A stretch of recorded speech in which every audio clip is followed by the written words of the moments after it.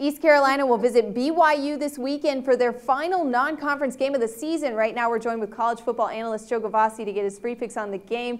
Joe, BYU is an 8-point favorite, and you're highlighting this game on your play card as your big blowout of the week. But East Carolina has shown huge outings against non-conference opponents already this season. They outgained SMU by 226 yards, put up 49 points on the board in that game. Week before that, they beat out Virginia Tech as a 9-point underdog at home. How can we be sure that the Pirates' momentum won't carry over into this game with BYU this weekend? First of all, because they're traveling 3,000 miles west to the altitude of Provo, Utah. Second, because this game is a road sandwich game between those last two efforts and with their entire 6-game conference card ahead of them. I think it's a very tough spot for East Carolina.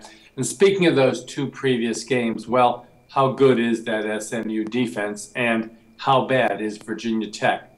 Maybe those two victories not as impressive as they seem. BYU, on the other hand, played arguably the toughest non-conference schedule of anybody in the month of September. And as an independent, they can take no team lightly. And they won't do that with this East Carolina team, knowing that East Carolina put up some big numbers against those other two teams. I love this sandwich spot against East Carolina, and I love the fact that BYU will bring full focus.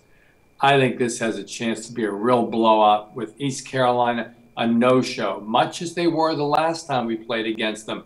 They went to Navy and got totally wiped out. Again, BYU, a blowout winner over an East Carolina team with the least focus they'll have the remainder of their season. College football analyst Joe Gavazzi, thanks again for joining us.